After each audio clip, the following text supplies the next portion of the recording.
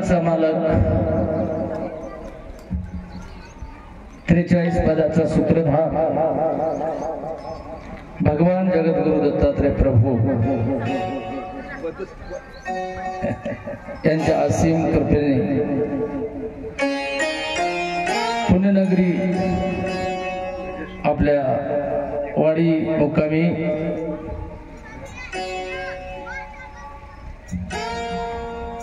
भगवंताच्या संत महात्म्याच्या मूर्तीची प्राण प्रतिष्ठा आणि कळशारोहणाच्या या चालू असलेल्या कार्यक्रमाचा आजचा 4था दिवस अतिशय सुंदर आपण या ठिकाणी परिस्थिती निर्माण केली। करता करविता भगवंत आहे, त्याच्या कृपेनं गेली 4 दिवसापासून खरी सप्त्याची सुरुवात आहे, पण या सप्त्याच्या सुरुवातीचं नियोजन गेली कित्येक दिवसापासून तुम्ही या कामामध्ये अविरत कार्यरत आहात आणि म्हणून परमार्थाचं काम करायचं तर संसारातला वेळ काढून तुम्ही या ठिकाणी भगवंताचं तन मन आणि धन तीनही वापरून होणाऱ्या उद्या 21 तारखेला त्यावर कळस जाणार आहे आणि कामाचं पूर्णत्व त्या दिवशी येणार आहे। आणि म्हणून या प्रसंगानुसार किंवा या प्रसंगाला अनुसरून चारी सृष्टीचे दैवत या ठिकाणी तुमचा भाव, तुमचं प्रेम बघून भगवंताला याची नोंद घ्यावी लागणार आहे। आणि म्हणून निर्गुणाचा सगुण झाला भक्ता कारण, निज नामाचा संग पुगडला आमा काय येऊन।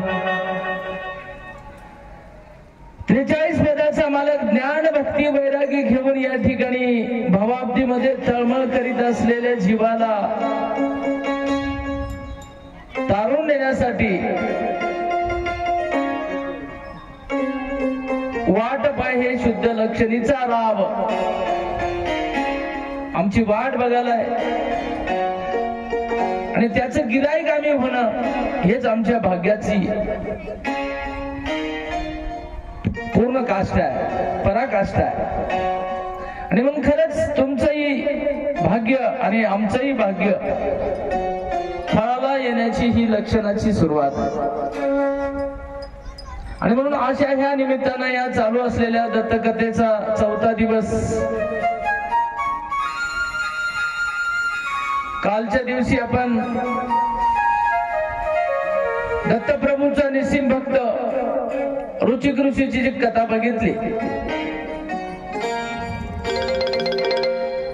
ज्याप्रमाणे ऋषिक ऋषीनं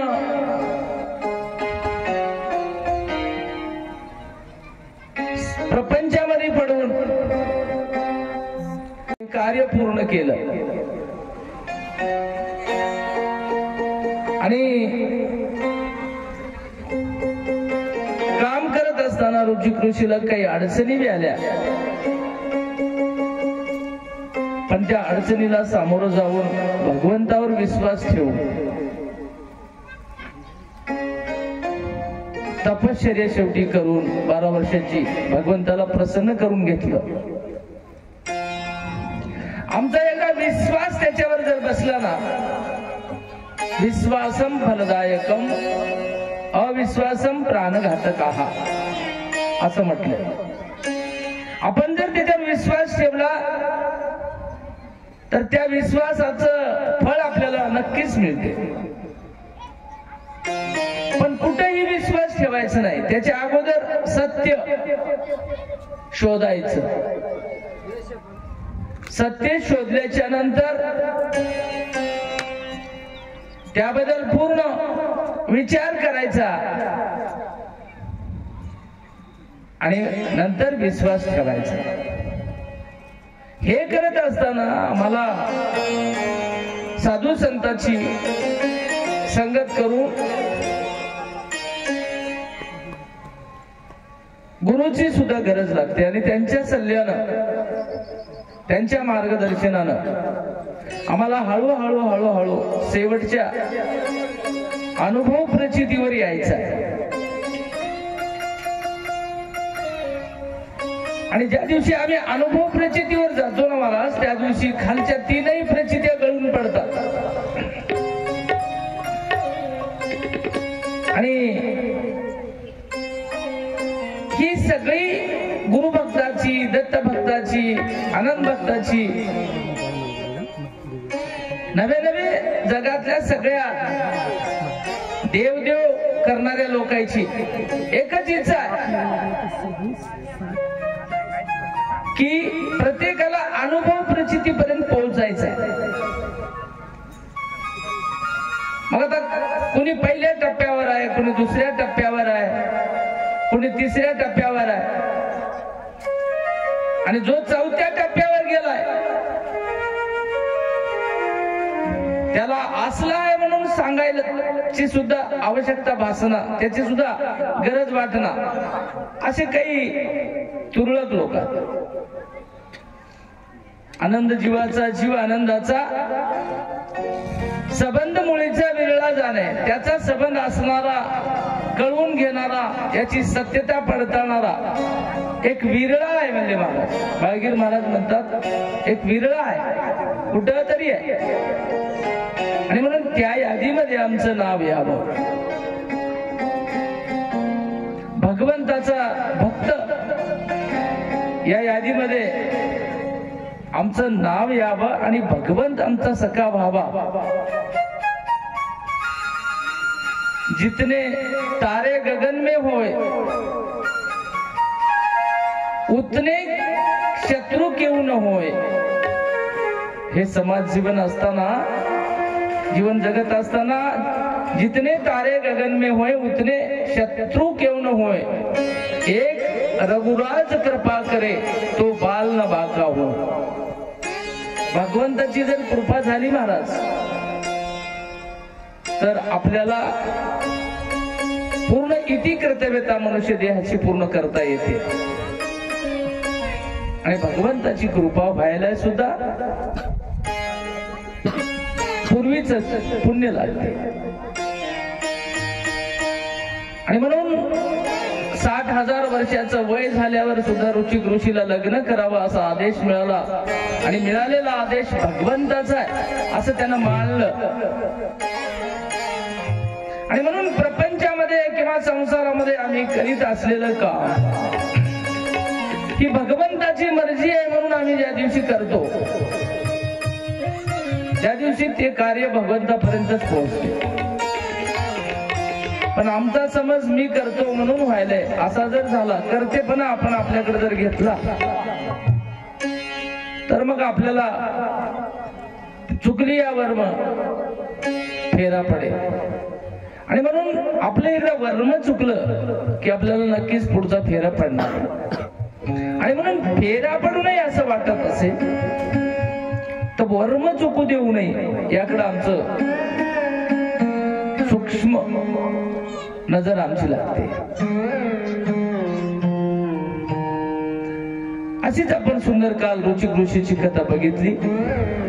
भगवंताचं चिंतन करून भगवंताला प्रसन्न करून घेऊन त्याचा हेतू ऋषिकांनी पूर्ण केला. त्या कथेमधून आम्हालाही तसंच पुढे भगवंताचं चिंतन करून आमचाही हेतू, आता आमचा दुसरा तिसरा काही हेतू नाही, आमचं जन्म मरणाचं रहाट गाडग हे रहाट जे आहे जन्माचा मरणाचा हा चुकावा. असेच एक आजच्या दिवशी आपण कानी पाहणार आहोत, कथा बघणार आहोत. ती कथा आहे दुर्वास आणि अंबरीषची. त्रेतायुगातली गोष्ट आहे. एके दिवशी दुर्वास अथर्व ऋषीचे पुत्र सहज एके दिवशी अंबरीषीच्या आश्रमामध्ये जातात आणि आश्रमात गेल्याच्या नंतर अंबरीषीनं दुर्वासाला नमस्कार घातला. अतिथी देवो भव यानं षोडशोपचारे पूजा केली, बसण्यासाठी आसन दिलं आणि सांगितलं महाराज त्या दिवशी होत्या एकादशी. एकादशीचा दिवस, एकादशीचा दिवस असल्यामुळं पाणी पाजविलं. अंबरीषीनं स्वयंपाक घरी केलेला नव्हता अंबरीषीच्या घरी, कारण दिवस होता एकादशीचा, उपवास होता. वैष्णव संप्रदायाचा माणूस, अर्थात अंबरीषी विष्णूचे भक्त आणि गेलेले दुर्वास ऋषी आनंदाचा भक्त. आणि एकादशीचे दिवस असल्यामुळं अंबरीषीनं सांगितलं महाराज आता जेवायला तर आज काही नाही, उपवास आहे, तुम्ही फलाहार घ्या. ठीक आहे म्हणले, काही हरकत नाही. मग अंबरीषीनं तिथला आश्रमाच्या भोवतालचे फळ सगळे जमा केले आणि दुर्वास ऋषीच्या समोर आणून ठेवले. दुर्वास ऋषीनं फलाहार दोघांनी फराळ केला आणि सांगितलं महाराज भोजनाची व्यवस्था आज करू शकत नाही मी, कारण एकादशी आता. त्यावेळेला दुर्वास ऋषी म्हणतात उपवास धरू नये. अंबरीषीला सांगाले आम्ही आनंद संप्रदायाची माणसं, आम्हाला उपवास चालत नाही. अंबरीषी म्हणतात आम्हाला चालतो, एकादशी व्रत आम्ही करतो. त्यावेळेला दुर्वास महाराज ऋषी म्हणतात उपवासी राहून माणूस जर चालू लागला तर त्याच्या पावला पावलाला ब्रह्महत्येचे पातक घडते. जीव उपवासी ठेवू नये आणि उपवास धरू नये असं दुर्वास ऋषी अंबरीषीला सांगले. आणि जर उपवास धरला, वेळेवर जर जठराग्नी शांत केला नाही तर तो जठराग्नी उलटा होऊन नरक भक्षण करते. जशी जशी भूक माणसाला वाढते किंवा भुकेनं माणूस व्याकुळ होते, असल्या परिस्थिती माणूस पायी चालू लागला तर पावलाला ब्रह्महत्येचं पातक घडते आणि जठराग्नी उलटा होऊन नरक भक्षू लागते. त्यावेळेला आपल्या हातून पाप घडते. म्हणून आमच्या आनंद संप्रदायामध्ये उपवासाला प्राधान्य नाही असं दुर्वास ऋषी.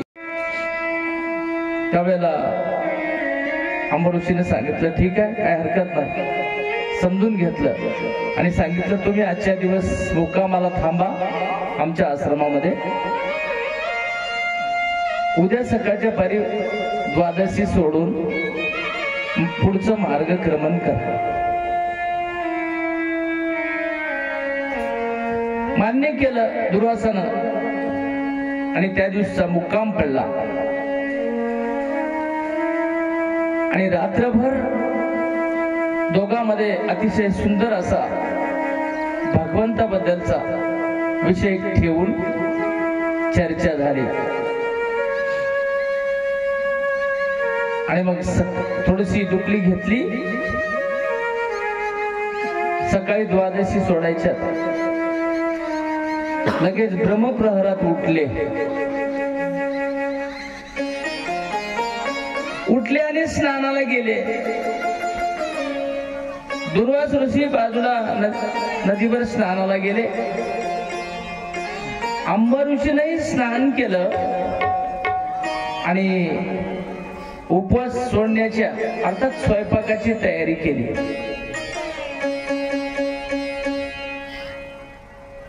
स्वयंपाक करून ठेवला आणि ऋषी काय येणार झाले, वेळ व्हायलाय म्हणून जिथं ऋषी स्नानाला गेले दुर्वास ऋषी तिथं अंबर ऋषी जाऊन पोहोचले. तर त्या ठिकाणी दुर्वास ऋषीनं स्नान केलं आणि स्नान करून ध्यानाला बसले. आणि एकादशीचं व्रत असं आहे महाराज, दिवस निघाला की 1 तासाच्या मध्ये उपवास सोडावंच लागते. 2.5 घटकाचा त्याचा नियम आहे, अर्थात 1 तास. दिवस निघाल्यापासून 1 तासाच्या मध्ये जर एकादशीचा उपवास सुटला तरच ते व्रत साध्य होते. अन्यथा उशीर जर झाला तर त्याच्या अगोदर जितक्या एकादशी धरल्यात ते आणि पुढे धराल्या ते सगळ्याचं पुण्य समान होऊन जाते, लॅप्स होते, उपयोगात येईना.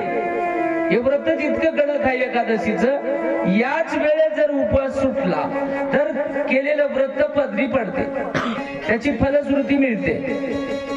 आणि जर उपवास सोडायला उशीर झाला तर दोन्ही गुण तोटा आहे. याच्या अगोदर आपण जितके व्रत केले तितके निष्फळ ठरतात, असा त्या व्रताचा नियम आहे.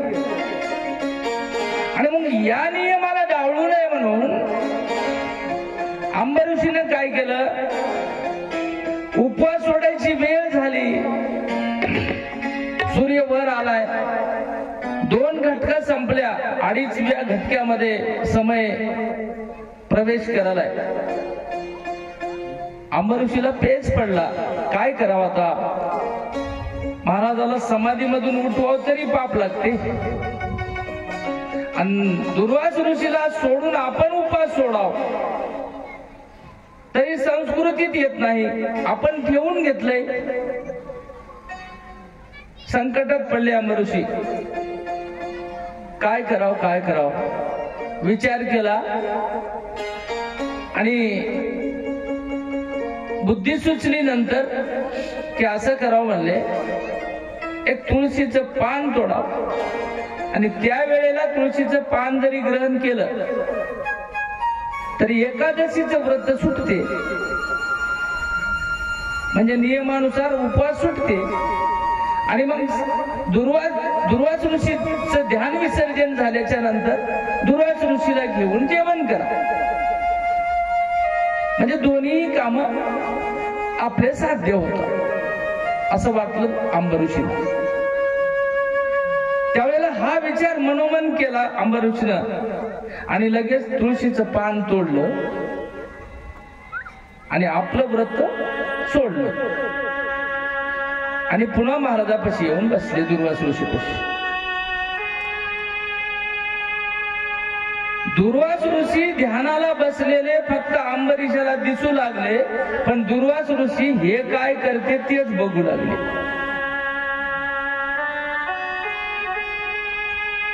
आणि मग थोड्या वेळाने याचा उपवास सुटला अंबर ऋषीचा. 5, 10, 20 मिनिटं, अर्धा तासाचा वेळ निघून गेला. त्यावेळेला समाधीमधून बाहेर आले आणि अंबरीशाला सांगितलं, महाराज तुम्ही मला काल ठेवून घेतलंय, राहा म्हणून सांगितलंय, उद्या जेवून जा म्हणून सांगितलंय, म्हणून मी राहिलो आणि मग मला सोडून देऊन तुम्ही तुमचं व्रत साध्य केल्या, हे कोणता न्याय आहे. मला सोडून, आपल्या भाषेत सांगतो, मला सोडून तुम्ही जेवले की नाही, मग मला कशाला ठेवून घेतले. दुर्वास ऋषीला राग आला की हो, नाही नाही नाही, मला ठेवूनच का घेतल्या आणि असं का केल्या म्हणून दुर्वास ऋषीला महाराज क्रोध आला आणि दुर्वास ऋषीनं आंब ऋषीला शाप देऊन टाकला. कारण दुर्वास ऋषी क्रोधिष्ठ होते. शाप कोणता दिला? तू असं केल्यामुळं तुला 10 गर्भवास भोगावे लागतील. आता जन्म मरणाचं दुःख किती आहे हे ज्याला सगळं कळ. एखादा पेशंट असाव 8 दिवसानंतर शुद्धीवर येते आणि मग 9व्या दिवशी हळूहळू ते पेशंट उठून बसते आणि 10व्या दिवशी त्याला घरला आणतात. त्याला घरी आणल्यावर विचारावं त्या पेशंटला, तू कुठं पडला होतास, तुला उचलून कोण नेलंय, कोण्या दवाखान्यात नेलंय, कधी झालं हे. त्यावेळेला ते पेशंट काय म्हणते, मला काहीच माहित नाही, कोण नेलंय की कसं झालंय की मला काहीच माहित नाही. हे कधी सांगते ते पेशंट? नीट झाल्याच्या नंतर. आमचं तसंच झालंय महाराज. 184 फिरून फिरून फिरून फिरून आम्हाला कोण काय करायलंय की दुखणं कसलं आहे की बुद्धी मंदावलेल्या पेशंट सारखी आमची अवस्था झाली. आणि म्हणून आम्ही जोपर्यंत भानावर येत नाही तोपर्यंत आमचं दुखणं किती मोठं आहे हे आम्हाला कळत नाही. जन्म मरण नको आता, नको ये रसार. जन्म मरण नको आता, जन्म मरण नको आता, नको ये रसार. नको अनाथाचा नाथ, नको अनाथाचा नाथ, व्यर्थ वडिवार. चंद्रभाऊ पांडुरंगा, चंद्रभाऊ पांडुरंगा, चंद्रभाऊ पांडुरंगा. मन करा थोर, नर करा थोर, कैवल्याचा चांदण्याला उगीलाच मोर. कैवल्याचा चांदण्याला उगीलाच मोर. कैवल्याचा चांदण्याला उगीलाच मोर. अशा पद्धतीनं एक भक्त देवाला म्हणतो, जन्म मरणाचं दुःख नको आम्हाला, याच्यातून सुटण्याची आमची इच्छा आहे. आणि म्हणून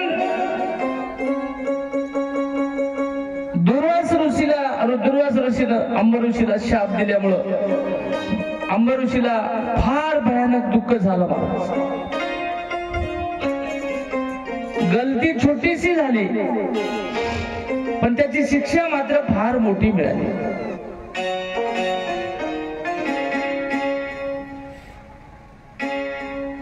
आमच्या गावामध्ये एका घरी आमच्या बालाजी पाटला सारख्याच्या बैठकीत 5-6 सोयरे आले आणि बसले. पत्रिका घेऊन आले. मूळ चहा पाणी पोहे हो असतो. ते घरचं लेकरू काय केले, त्या बाहेर येऊन सगळ्याच्या पुढच्या चाकातल्या हवा सोडून दिली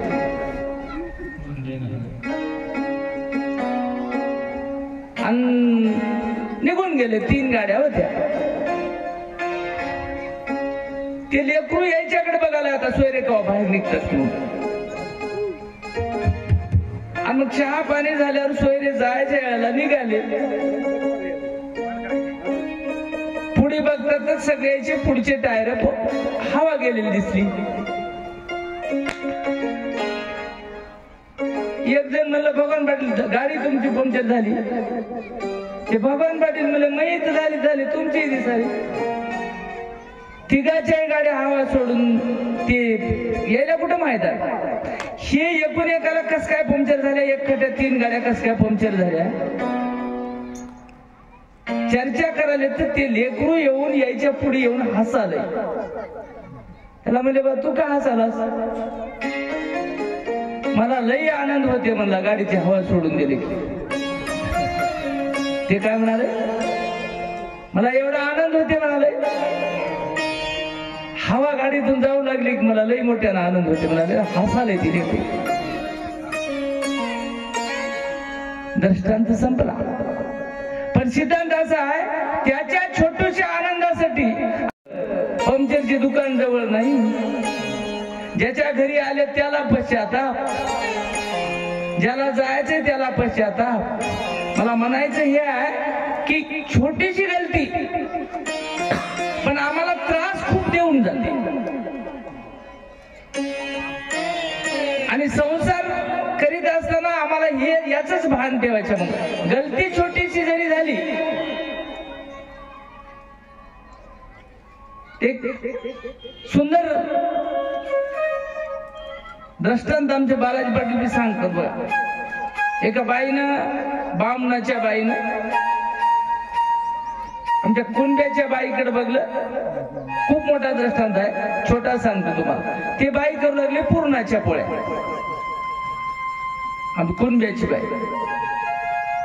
ब्राह्मणाच्या बाईनं बघलं आणि अशा पोळ्या मी बी करतो म्हणजे. घरला आली, तिला विचारून घेतलं काय करावं लागते सगळं. आधी नवीन होती, स्वयंपाक येत गेला नाही. घरला आली, त्या कुंड्याच्या बाईनं सगळं सांगितलं तसं पसारा स्वयंपाकाचा घेऊन बसली चुलीपुडी.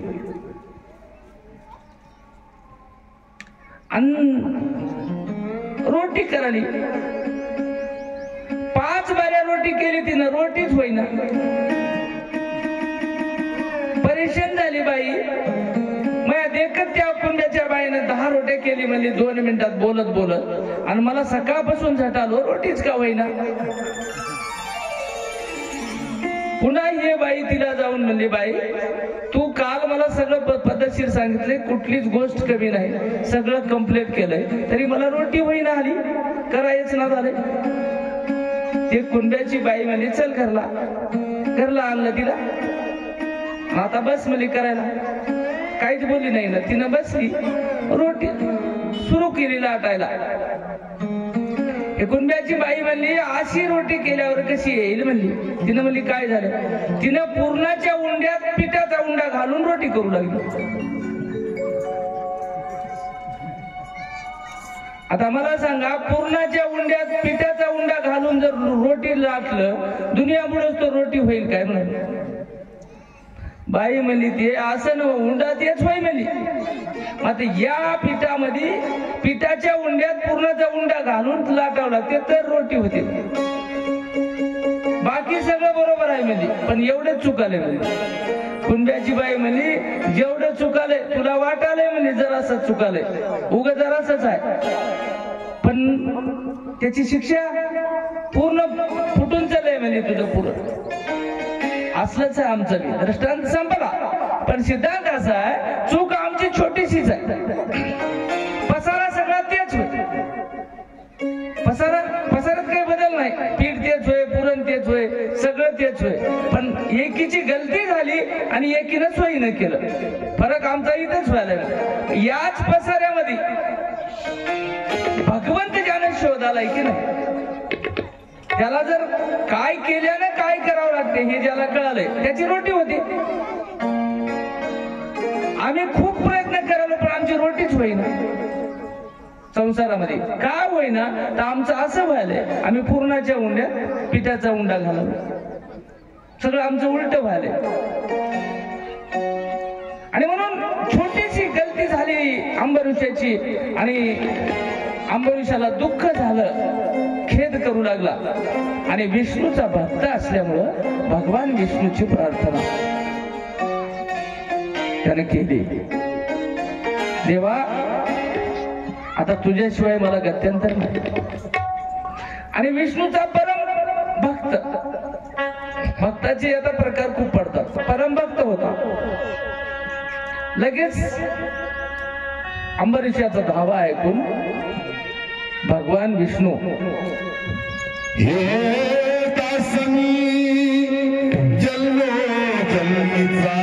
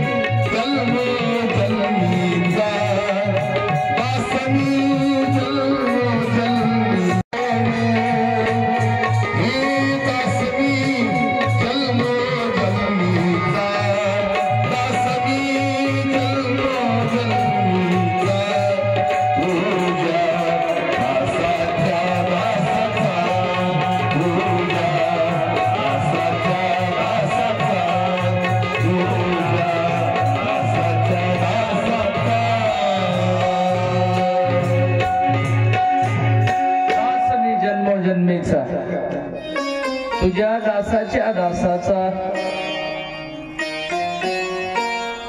आमचे मारुती पाटील दासाचे दास,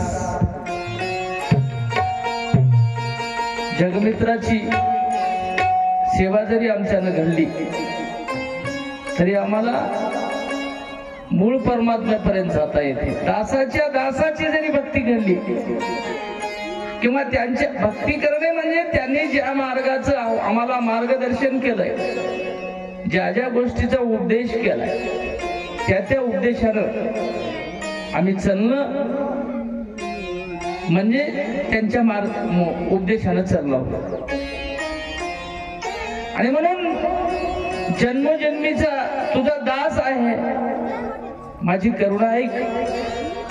भगवान विष्णूची प्रार्थना केली अंबरीषनं आणि विष्णुदेव हजर झाले. जवळचा भक्त असला की ताबडतोब दैवता हजर होता, देव सुद्धा हजर होते. मागितलेलं देतात दैवता. तुमचं जसं कार्य आहे, जसं तुमचं चिंतन आहे त्यातून. आणि हजर झाल्याच्या नंतर अंबरीषाला विचारलं, बाबा काय झालं, का धावा केलास? त्यावेळेला अंबरीषानं सांगितलं, देवा काहीच नाही, काल दुर्वास ऋषी आश्रमात आले, राहिले आणि एकादशीचे व्रत वेळेला सोडावं म्हणून दुर्वास ऋषी ध्यानाला बसले होते. ध्यानातून विसर्जन त्यांचं झालं नव्हतं आणि त्याला जाऊन आपण जाऊन उठवावं समाधीतून, तर पातक शिरावर येते आणि उठूनही तर इकडं एकादशीचं व्रतच मिळेना, धर्म संकट होत. आणि म्हणून मी सांदा बांधा जोडला, तुळशीचं पान खालो आणि एकादशीचे व्रत सोडलं आणि ऋषीला सांगितलं आपण सोबत जेवण करू. त्यावेळेला या गोष्टीचा दुर्वास ऋषीला क्रोध आला आणि दुर्वास ऋषीनं मला 10 गर्भवास भोगावे लागतील असा शाप दिला. कोण सांगाले? अंबरीषी विष्णूला सांगाले.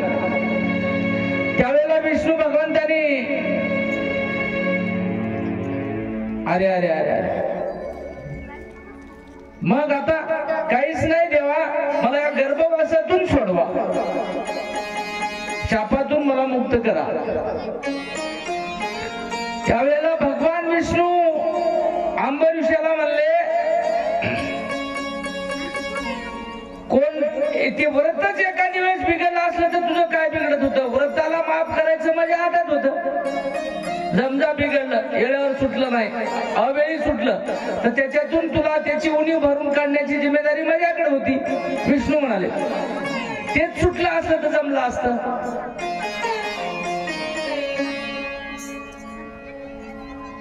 महापाप एकाने तुझ्यानं घडला असला तरी जमलं असतं. ब्रह्महत्या जरी झाली असली तरी त्या पापातून मी तुला मुक्त करीत होतो. स्त्री हत्या झाली असली तरी त्या पापातून तुला मी मुक्त करीत होतो. बालहत्या झाली असली तरी मी तुला मुक्त करीत होतो. मद्यपान करून एखाद्याला गल्लीबोळात जसं एखादी माणूस शिवा देते त्याचं जे पातक आहे तसं पातक जरी घडलं असलं तुझ्यानं तरी मी तुला मुक्त करीत होतो.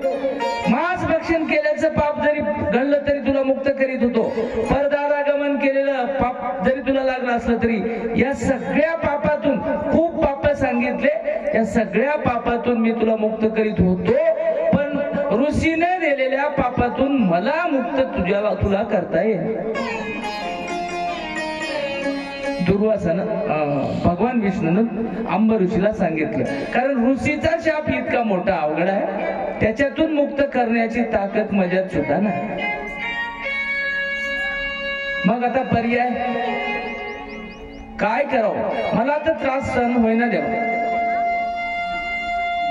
त्यावेळेला अंबरीषाला सांगितलं, ठीक आहे म्हणले, ऋषीनं जरी माफ केले नाही तरी तुला दिलेला शाप मी स्वीकारतो आणि तुझे 10 गर्भवास मी भोगतो. भक्ताला मोकळं करतात साथीदार, पॉवरफुल जे लोक राहतात ना आपल्या संघ, एखादा चांगला मोठा माणूस असला, आपल्या भाषेत सांगू, खुट्टा मजबूत असला की नाही, वासरू किती उड्या मारू द्या काही होईल, तसलंच होईल. विष्णूच्या जेव्हा त्यानं सांगितलं अंबरीषाला, चिंता करू नको, मी सगळं तुझे 10 गर्भवास मी भोगतो. जिम्मेदारी घेतली आणि त्याला धीर दिला, निश्चिंत केले आणि बाजू बदलून दुर्वास ऋषीकडे बघितलं भगवान विष्णूनं. आणि दुर्वास ऋषीला सांगितलं, महाराज असं कुठे राहते काय हो ऋषी, छोटीशी गलती आणि एवढा मोठा शाप तुम्ही त्याला दिलाय. तुम्ही ब्रह्मज्ञानी आहे, तुम्हाला केव्हा काय करावं, कुणाला काय बोलाव सगळं तुम्हाला कळते, तुम्ही अडाणी नाही. आणि तुमच्या हातून अशी गलती व्हायला नको होती. त्याचा जीव किती तळमळ करायला, त्याचा आत्मा काय म्हणत असेल, 10 गर्भवासाचा साप दिला तुम्ही त्याला. आणि मग चराचरात भरून उरलेला या जळीस्थळी काष्टी पाशानी सगळ्या जीवात सरकाच त्याचा जीव आहे, सर्वाभूती भरलेला जीव आहे. जीव भगवंताचा अंश आहे, जीवाला किती ताप व्हायला. आणि तुमची रीत अशी नव्हती असं दुर्वासाला म्हणल्यामुळं दुर्वास विष्णूवरही बिघडले की हो. सर्वाभूती आत्मा एक आहे काय म्हणाला, एक आहे म्हणाला असला, आणि आत्मा सगळ्याचा एकच आहे म्हणाला. राग आला दुर्वासाला आणि विष्णूलाही म्हणला, तू सुद्धा नरकवास भोगशील. विष्णूलाही श्राप दिला महाराज. श्राप दिल्यावर विष्णू आता क्रोधिष्ठ झाला. अरे अरे अरे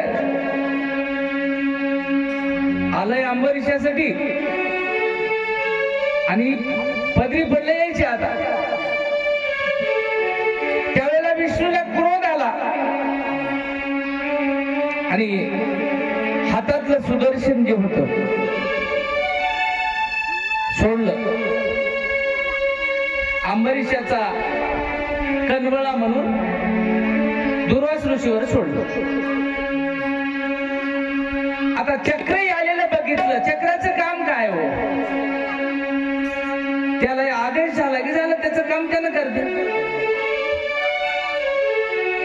कर्माचं काम काय राहते?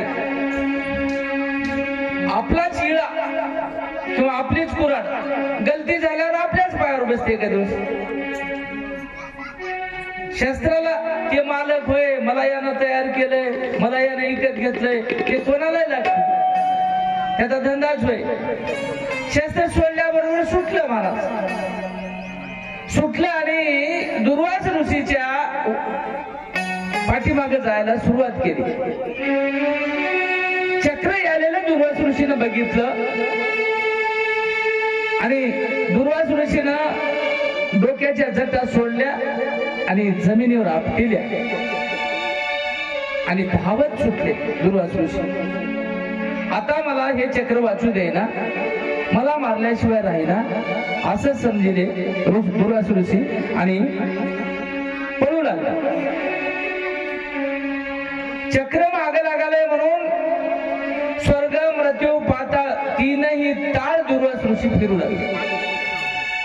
इथं तिथं तिथं केल्या कर्माची फळ कुठं लपल्यावर चुकतात म्हणालो.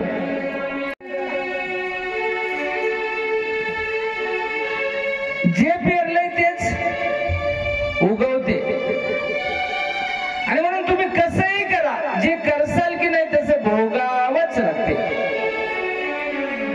अवताराधिक पुरुषाला सुटला नाही, तुम्ही आम्ही सुटता का होईल. आणि म्हणून विचार करून कर्म करताना सुद्धा त्याची सांगून गेलो मी, निषिद्ध कर्म आणि सत्कर्म. कर्म करताना सुद्धा या गोष्टीची आपण काळजी घेऊनच केली तर सोयीचं होती. आणि म्हणून दुर्वास ऋषी पळत सुटले महाराज. तिने ताळ फिरले, कुठंच कोणी जागा द्यायला. ब्रह्मदेवाकडे गेले. गेल्याबरोबर ब्रह्मदेवाच्या बैठकीत घुसले. दुर्वास ऋषीची अडचणीची तीव्रता बघून चहा पाणी काही आदर आतिथ्य काही करतात की. ब्रह्मदेवाने सांगितलं काय महाराज काय गडबड आहे, निवांत बसा, असं का करायला. दुर्वासाने सांगितलं निवांत बसायला येळ नाही, माझा जीव चलाय, सुदर्शन चक्र माझा धावा करायलाय, 10 मिनिटात माझं मुंडकं छाटते, काहीतरी करून मला वाचव म्हणतो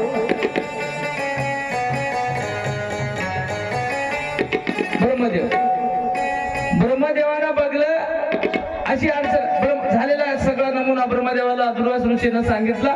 चहा नको, पाणी नको, आदर नको, आतिथ्य नको, काहीच नको, फक्त त्याच्यातून मला सुटायचा उपाय सोड आणि मला त्याच्यातून वाचव.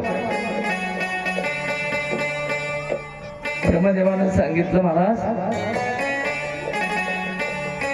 विष्णूचं चक्र आहे सुदर्शन. हो. अरे बाप्पा अवघड आहे की म्हणते. कस काय? याच्या अगोदर एकदा मी या कृष्ण अवतारामध्ये या विष्णूनं कृष्ण अवतार घेतला होता मला ब्रह्मदेव सांगायला दुर्वासा. आणि त्यावेळेला हे पर्वतावर एका गायी गोप जमले होते. गायी चारू लागला कृष्णदेव विष्णू. त्यावेळेला ब्रह्मदेव म्हणला याच्या गायी गोप गडी सवंगडी सोबत वडज्या पेंद्या सुदामा वाकड्या सगळेच होते. सगळेला उचलून आणून याच्या घरी ठेवले. ब्रह्मदेवा कसं करते बघू तू. सगळे उचलून आणून घरी ठेवले, कुलूप लावून मोकळे झाले. त्यावेळेला कृष्ण भगवंतानी मनात जाणलं आपले गायी गोप सगळे ब्रह्मदेवाला नेलेत. त्या पर्वताची पूजा होऊ लागली. याची पूजा कोणी करणार गेलं, कारण कृष्णानं पहिलं ब्रह्मदेवाची पूजा होती तिथं त्या पर्वतावर, पुन्हा पर्वताची करू लागले. हे सगळा इतिहास मोठा आहे. यामुळं सगळे गायी गोप बछडे सगळे घेऊन जाऊन मी घेऊन आलो. मला ब्रह्मदेव सांगायला दुर्वासाला आज उद्या परवा तेरवा कधीतरी येईल माझ्याकडे कृष्ण.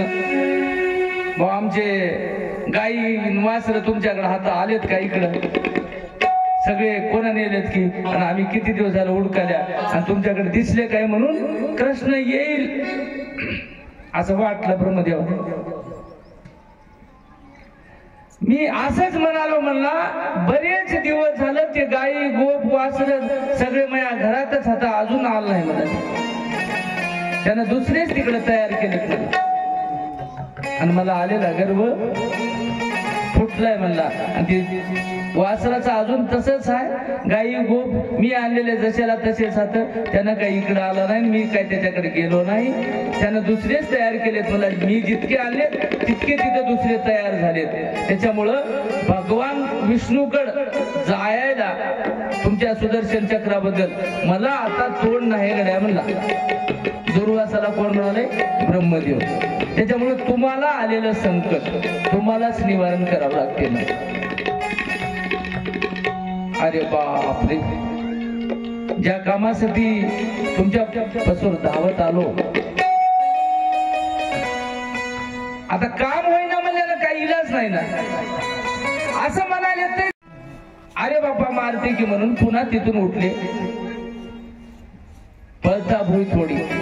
माणसाला जीव जायचं म्हणल्यानं माणूस काय करणार हो. आता किती परेशान राहते सगळ्यालाच माहित आहे. मी ते पहिल्या दिवशी सांगून गेलो आहार निद्रा भय मैथून सर्वाची समसमा. ब्रह्मदेव जरी असला आणि आपण माणूस जरी असलो भीती सारखीच आहे दोघाला. कोणालाही वाटणार मग जीव सहज जाव आणि मरण चुकच ना आज ना उद्या मरावंच लागते. हसत खेळत ज्यानं मरते त्याला संत म्हणा दुसरं का. ही मरणाची भीती ज्याची गेली की नाही. तुकाराम महाराज म्हणले मरण माझे मरून गेले मजला केले आम्हाला. मग आमचं मरणाची भीती जी आहे ते मराव. मरण तर येणारच आहे. मरण काय चुकणार आहे काय? चुकणार नाही. आणि म्हणून मरणाच्या भीतीनं पुन्हा ब्रह्मदेव पळत सुटले आणि ब्रह्मदेवाला सांगितलं आता काय करावं. तर ब्रह्मदेवानं सांगितलं तुम्ही भगवान शंकराकडे जावं. कैलासाकडे पाठवून दिलं. मरतो की बापा आता म्हणून लगेच ब्रह्मदेव दुर्वास ऋषी धावत पळत कैलासात गेले. कैलासात गेले तिथे शंकर बसले होते. तिथे सुद्धा आता मरणाची भीती. माणूस काय शांत असं उत्तम असं दमदारपणाने येते का त्या वेळेला. बैठकीत बसले शंकरजी. हे घाई गडबडीने गेले. इथल्यासारखं झालं. तिथे आदर आतिथ्य काहीच नाही. गेल्याबरोबर महादेवाच्या पाया पडल्या ब्रह्मदेवाने दुर्वासाने आणि सांगितलं देवा मला एकदाच वाचवा. त्यावेळेला शंकराने विचारलं काय झालं. काही नाही म्हणजे महाराज असं असं झालंय. झालेलं सगळं इतिवृत्तांत पाठीमागेला का कशासाठी केव्हा कधी कुठे सगळं दुर्वासानं घडलेली घटना भगवान शंकराला सांगितली. त्यावेळेला शंकराने सगळं ऐकून घेतलं आणि शंकरही म्हणला बाबा हे दुखणं जरा अवघडच आहे.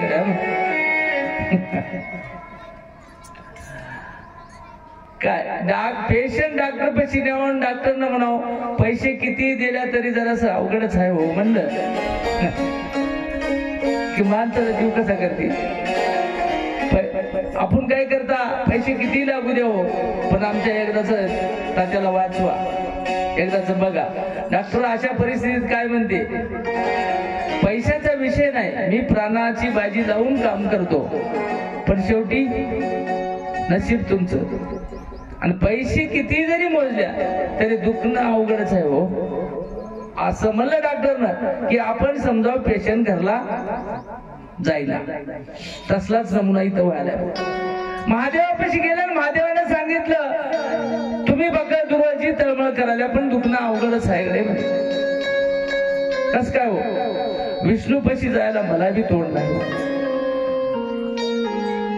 आणि मग कसं तोंड नाही त्यावेळेला विष्णू आपलं यांना महादेव सांगू लागले दुर्वासाला एकदा काय झालं, महादेवजी स्नान करून विभूती भस्म घेऊन अंगाला लावू लागले, कपाळाला भस्म उटी रुंड माळा. वर्णन आहे, पहिलं भस्म लावता लावता त्या भस्मामध्ये अचानक एक खडा आला, विभूतीच्या भस्मात एक खडा आला. मग गुणानं बसावती त्या निघालेल्या खड्याला बघितलं असं महादेवानं काय होईल म्हणून, आणि त्याच्यावर एक मंत्र मारला. मंत्र मारला आणि खडा फेकून दिला. फेकून दिल्याबरोबर जे खडा जिथं आपल्याला की नाही तिथं आपल्याबरोबर त्याच्यातून एक सुंदर मूर्ती दैत्य निर्माण झाला, नाचू लागला. इतकं सुंदर नाचू लागला, भगवंताचं गुणगान करीत महादेवाचं. महादेव ध्यानाला होते.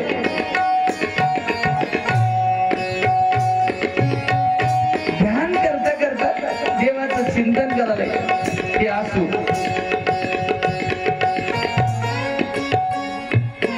करता करता हळूहळू हळूहळू भगवंताला वाटलं आता गुणगान केल्यावर लाड येणारच आहे ना. कोणाचंही गुणगान करा तुम्ही. त्याचं नाव भस्मासूर ठेवलं आणि नाव ठेवून सुंदर नाचाला त्याची स्तुती केली. असं करीत करीत भोळा शंकर म्हटले महादेवाला. त्यानं म्हणला, देवा माझ्यावर कृपा कर. भस्मासुरा, तुम्ही विश्वनाथ, तुम्ही विश्वनाथ, तुम्ही विश्वनाथ,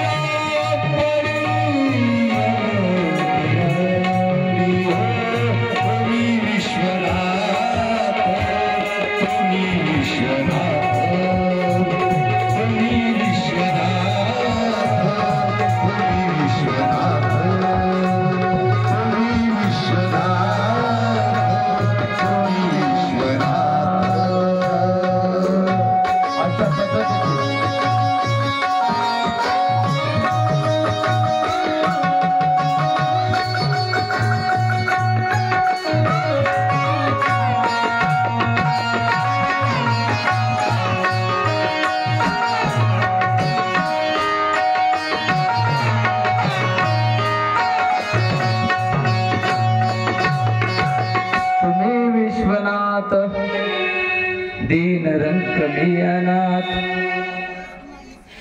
समोर भस्मासूर नाचालाय. नाचता नाचता भगवंताची स्तुती त्याने केली आणि भगवंताची स्तुती केल्यावर महादेव प्रसन्न झाले आणि महादेवानं सांगितलं, काय पाहिजे ते मागून घे.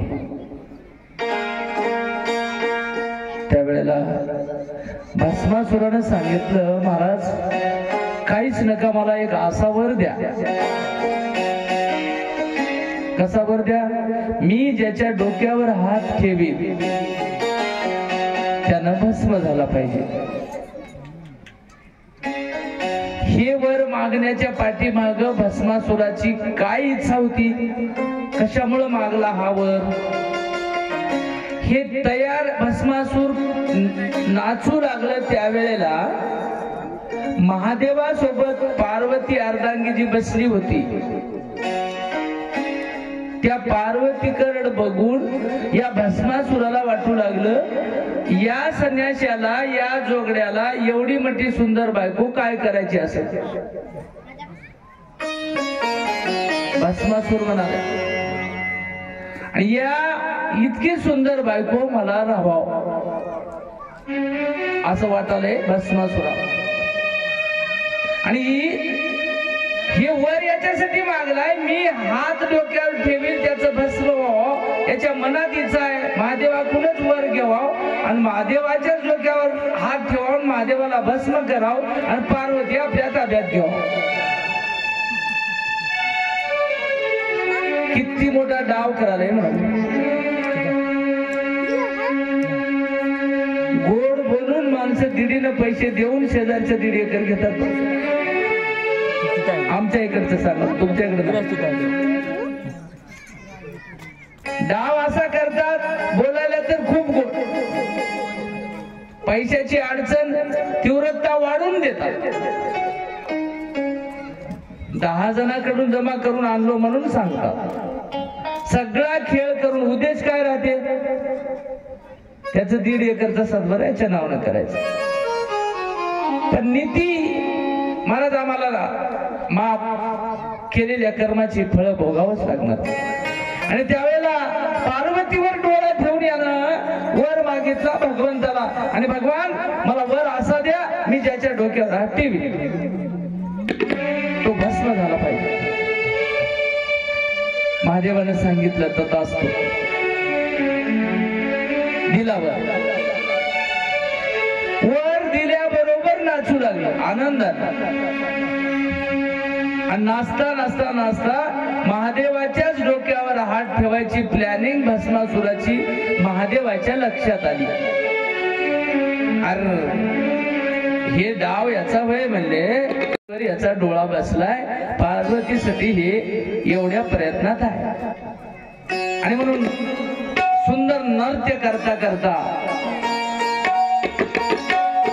त्या भस्मासुराला ओळखीलं. भस्मासुराच्या तेच मनात होत, सहजरित्या हात टाकू देईना झालाय म्हणून आटोकाट भस्मासुरानं हात डोसक्यावर ठेवायचे महादेवाचे प्रयत्न केले. ही कावे गुडी कावा, भस्मासुराचा कावा महादेवाच्या लक्षात आला. आणि महादेवानं हे आता आपल्याला भस्मच करते, दिलेल्या शापातून आपण याला दिलेल्या वरातून आपल्याला काही मुक्ती मिळणार असं समजिलं. पार्वती सोबत घेतली आणि आता हे काही सुधरू देणार म्हणून महादेव गिरी कपाटी पळून जाऊन लपून बसला. आणि मग आता जिथे महादेव गेले ते भस्मासुराला जाऊन म्हणाले, भगवान विष्णू की मला तुमच्या सोबत लग्न करा वाटाले. भस्मासूर म्हणला तू कोण वास. हे झालेली मोहिनी काय म्हणाली, मी महादेवाची पार्वती आणि आता महादेव मला जवळ ठेवून घ्यायला तयार नाही आणि मलाही महादेवाचा कटाळा आलाय, अशी ही मोहिनी त्या भस्मासुराला म्हणाली.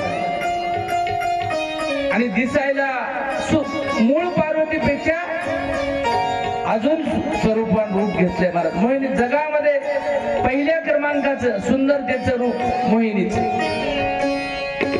आणि म्हणून अशा अवस्थेमध्ये भस्मासुरानं मोहिनीला वचन दिलं, मी तुझ्या सोबत लग्न करतो. आणि वचन घेतलं मोहिनीनं. आणि मोहिनीनं सांगितलं मी लग्न करील पण एका अटीवर. कोण आठ कोणती, मी जसं नृत्य करील, मी जसं नाचल तसं तुला नाचावं लागलं. विष्णूनं या झाले मोहिनीचं रूप घेतलेल्या विष्णूनं भस्मासुराला सांगितलं, मी जसं नृत्य करीन तसं तुलाही नृत्य करावं लागल. ज्या दिवशी माझ्या मनासारखं नृत्य जमल त्या दिवशी मी तुझ्या सोबत लग्न करेन. पेचात टाकलं केल्या कर्माची फळवत. त्यावेळेला भस्मासुरानं सांगितलं, केलं, कबूल केलं, मान्य आहे,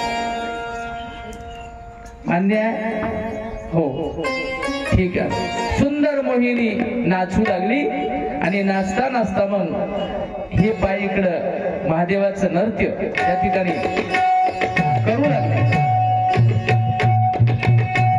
नृत्याला तोड नाही.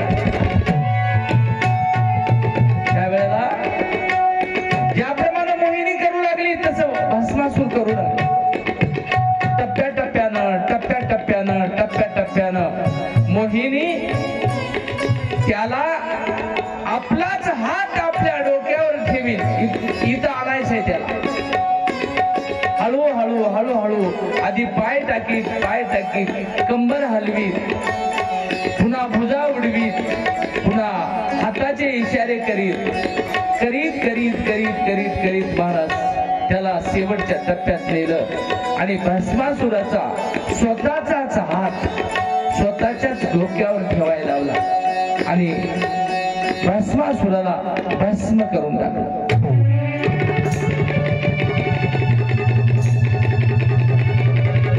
अशा पद्धतीनं भस्मासुराचा वध भगवान विष्णूने केला.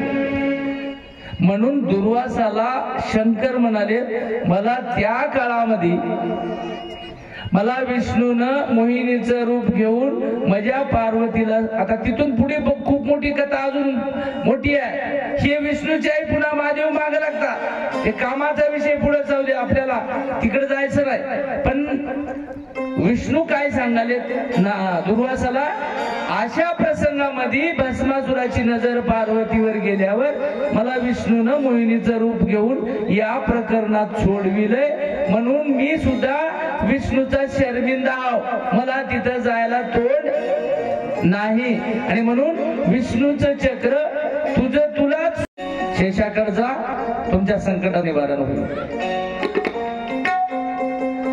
दुर्वासूशी डायरेक्ट कैलासाहून पाताळात गेले शेषाजवळ आणि शेष महाराजाला सुद्धा सांगितलं असं असं आहे, माझ्या मागे सुदर्शन चक्र लागलंय आणि कसंही करून मला याच्यातून वाचवा.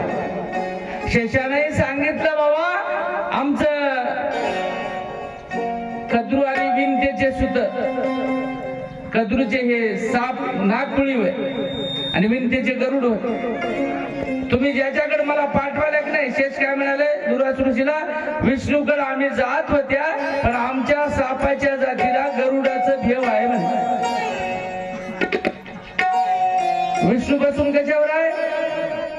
गरुडावर बसून आहे.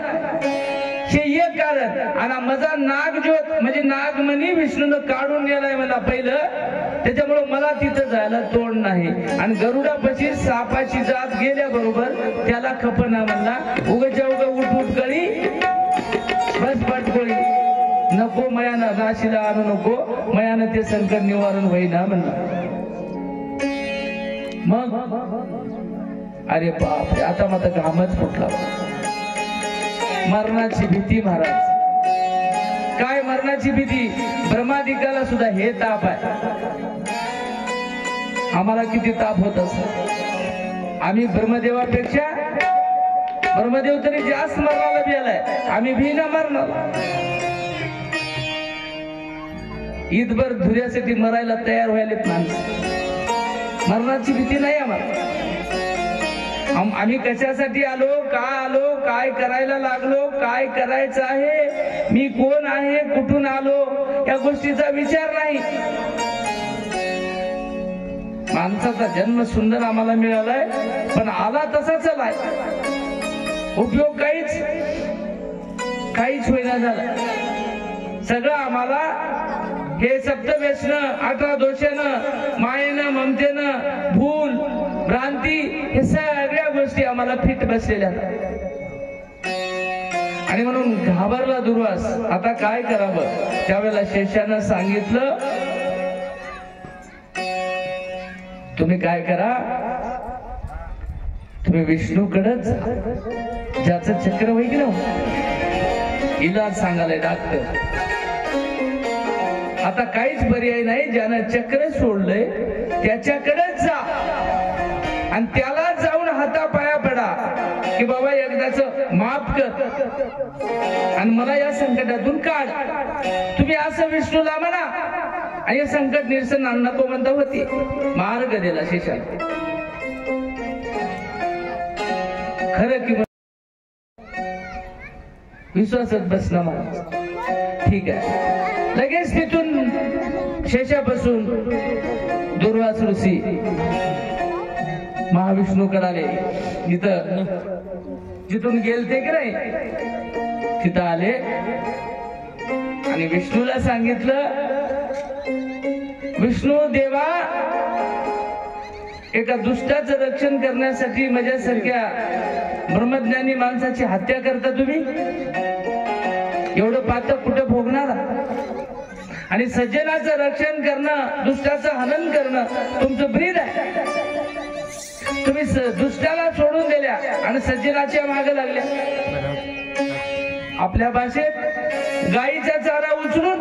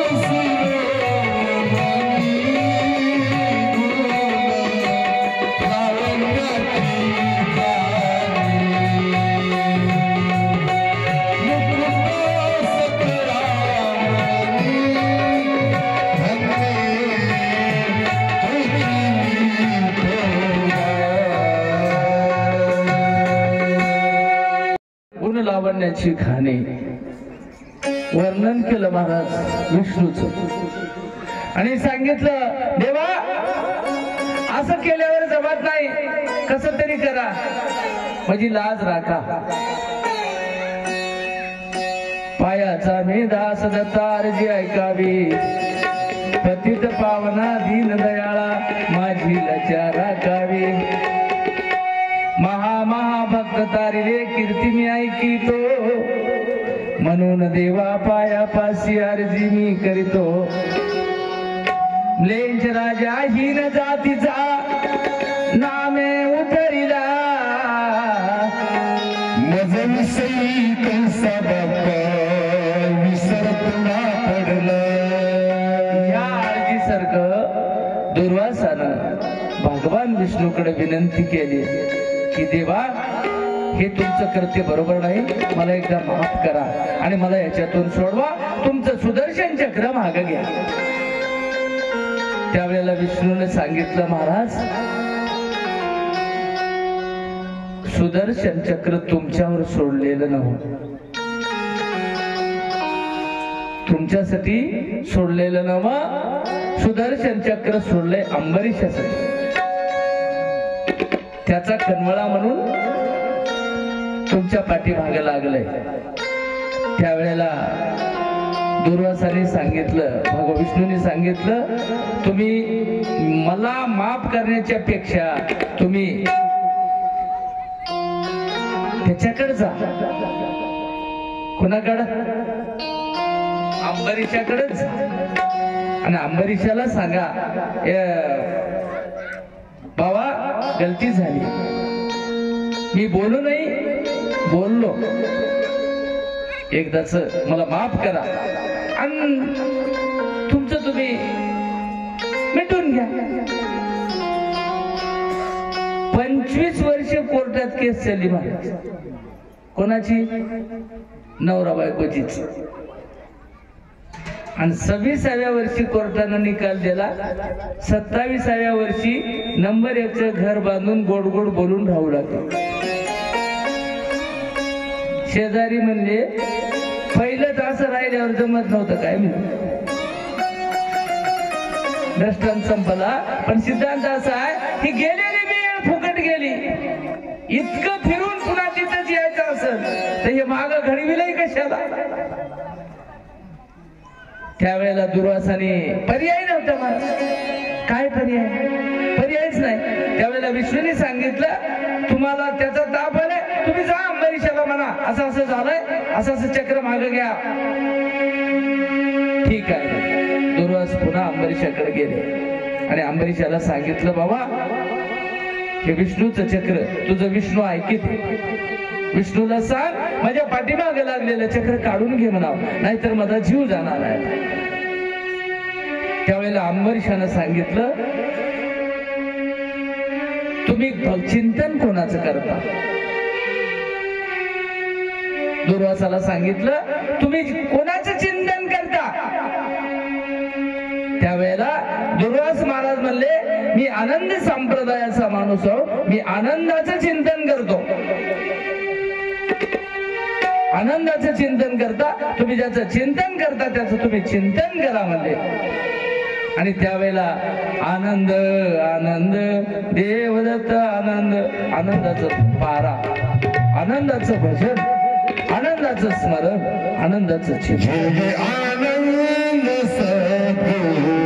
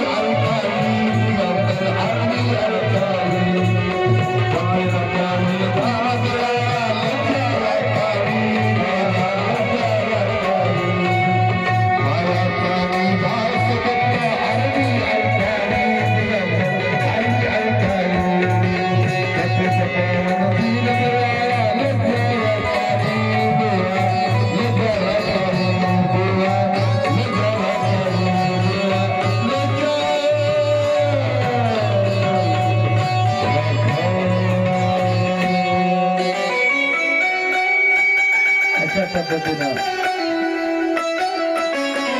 दुर्वास ऋषीचं महाराज अंबरीशानं सांगितलं दुर्वासाला, तुम्ही ज्याचं चिंतन करता त्याचं तुम्ही भजन करा. त्यावेळेला दुर्वास ऋषीनं आनंदाचं भजन केलं आणि पाठीमागं लागलेलं चक्र तिथं खाली पडलं. खाली पडलेलं चक्र भगवान विष्णूनं बघितलं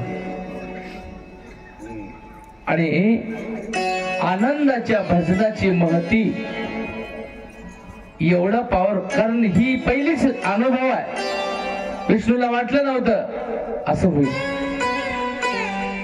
दुर्वासानं आनंदाचं चिंतन केलेलं परिणाम असा झाला, पाठीमागं लागलेलं सुदर्शन चक्र खाली पडलं आणि खाली पडलेल्या चक्राचा परिणाम म्हणून दुर्वासानं केलेलं आनंदाचं भजन किती पॉवरफुल आहे, कोणत्या मालकाचं वय हे समोर उभे असलेल्या विष्णूला कळालं. कळून घेतलं. कशामुळं? माझ्यासारख्याचं चक्र सुद्धा या चिंतनानं खाली पडते. या नामात काय पावर असेल, काय ताकद असेल, आणि हे समजून घेऊन विष्णूही आनंदाचं भजन करू लागले. दुर्वासाला साथीदार झाले. दुर्वास आणि विष्णू दोघंही आनंदाचं चिंतन करू लागले आणि भजनामध्ये तल्लीन झाले. पुन्हा ते चक्र घेतलं आपल्याला उचलून विष्णूनं, आणि विष्णूनं चमत्कार बघितला. महाराज चिंतन, निजध्यास, विचार, साक्षात्कार ह्या सगळ्या गोष्टी टप्प्याटप्प्यानं मिळत गेल्या की नाही, अनुभूती येते. आणि त्यावेळेला विष्णूला वाटलं आपणही चिंतन करावं. दुर्वास ऋषीचा नमुना बघितला, चक्र पडलेलं, चक्र उचलून घेतलं आणि आनंदाचं चिंतन विष्णूनही केल्यामुळं परिणाम काय झाला याची नोंद आनंद मालकानं घेतली. आनंद मालकानं नोंद घेतली आणि विराट स्वरूपाला, चैतन्याला आणि अष्टभैरवाला आदेश दिला, विष्णूचे 10 गर्भवास तुम्ही घ्या आणि याला मोकळं करा. आनंद मालकानं आदेश केला त्याला. त्यावेळेला 10 योनी भोगावया, विष्णू झाला दुःखित, आनंदाचे स्मरण करिता विष्णू योनी विरहित. ही अवस्था तिथं आनंद मालकानं याच्या भजनाची दोघांची नोंद घेतली आणि अंबर ऋषीला दिलेले श्राप 10 अवताराचा, हे गर्भवासाचा विष्णूने घेतला आणि विष्णूनं दुर्वासाचं भजन केल्यामुळे चक्र पडलं, अनुभूती आली. आपलं चक्र उचलून घेतलं, आनंदात किती पावर आहे जाणून घेतलं, आनंदाचं भजन केलं आणि विष्णूने घेतलेल्या 10 अवतार गर्भवासाची जिम्मेदारी या भजनामुळं नीट आमच्या आनंद मालकाने घेतली आणि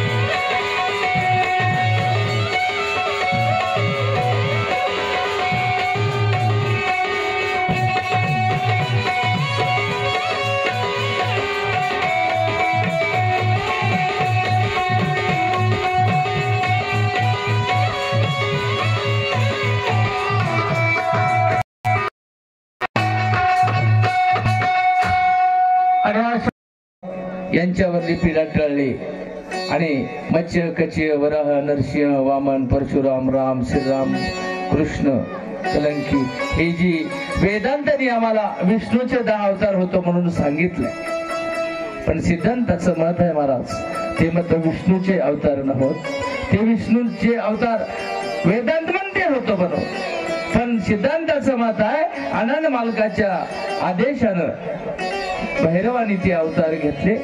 मत्स्य विराट भैरवाचा, कच्च चैतन्य भैरवाचा, वराह कराळी विक्राळी उमापती पशुपती सदाशिव ब्रह्मभैरव विष्णू भैरव आणि रुद्र भैरव असे 10 अवतार 10 भैरवाने घेतले आणि या विष्णूचे गर्भवास सगळ्या आनंदाच्या चिंतनामुळे टळले. पण शेवटी सिद्धांताने शेरा मारला. वेदांतामध्ये अशी कथा आहे, पण ती कथा सत्यता शोधून बघावी लागेल असं सिद्धांताने सांगितलं. आणि भैरव आणि आनंद मालका अष्टभैरवाला आनंद मालकाने आदेश दिला, या ठिकाणी आनंदाची बसता विष्णू एवढी विरहित, आणि म्हणून आनंदाच्या भजनाची पावर, आनंदाच्या भजनाची ताकद, आनंदाच्या चिंतनाचं महत्व या गोष्टीवरून याला जरा मोकळं करावं. सिस्टीमवाले हॅलो, ठिकाणी अष्टप्रहर सप्ताह लावलाय, एकही क्षणभर नामाचं चिंतन खंडन नाही, कारण एका नामाचं महत्व खूप मोठं आहे.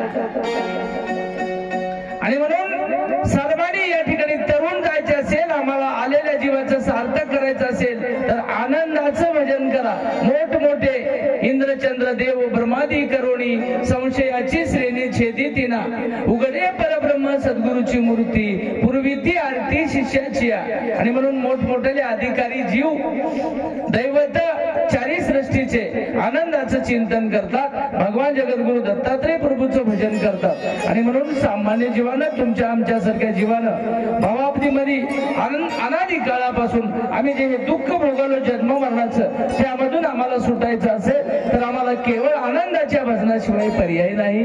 म्हणून भगवान दत्त प्रभूचं सर्वांनी एकदाच भजन करू आणि पुढची कथा आपण एक सुंदर सुरू करू. नाहीतर भगवान पाटील एक सुंदर भावगीत म्हणा.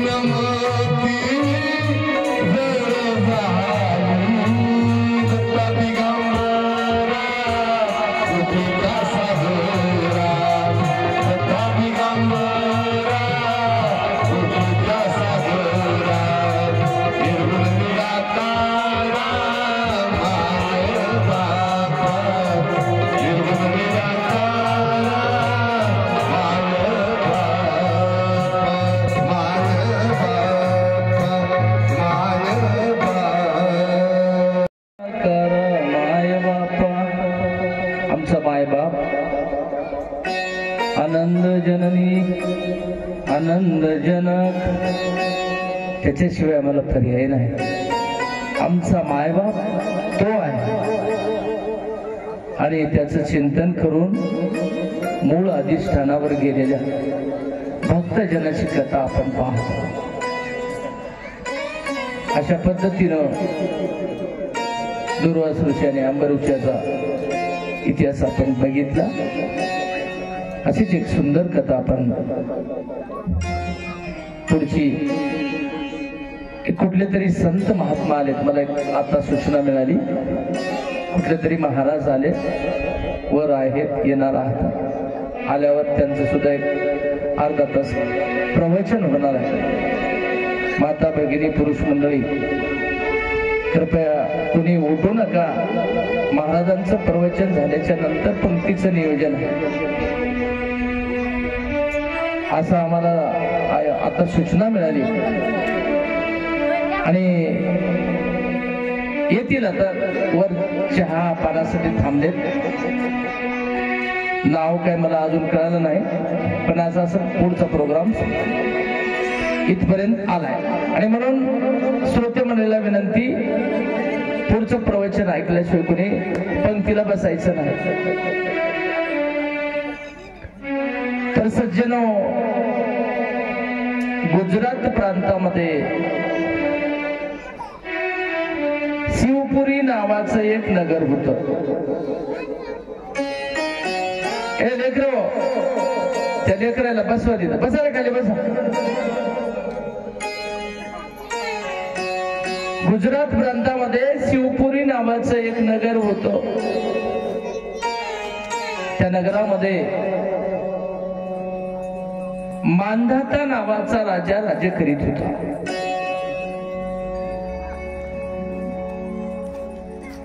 अतिशय सुंदर राजव्यवस्था, प्रजेचं रक्षण कसं करावं, प्रजा कशी सांभाळावी, प्रजा आपल्या मुलावर लेकराच्या प्रमाणे तिला कसं सांभाळावं, प्रजेचे काय नियम आहेत, सगळ्या नियमाला अनुसरून उत्तम पद्धतीची दैनंदिनी दिनचर्या भगवंताचं चिंतन करून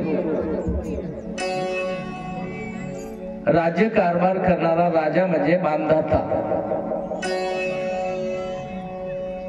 आणि अशा उत्तम कुळात जन्माला आली 4 मुलं. त्याला 4 राजपुत्र होते. या राजाला 4 मुलं झाली. पहिला मुलगा होता दलाधर.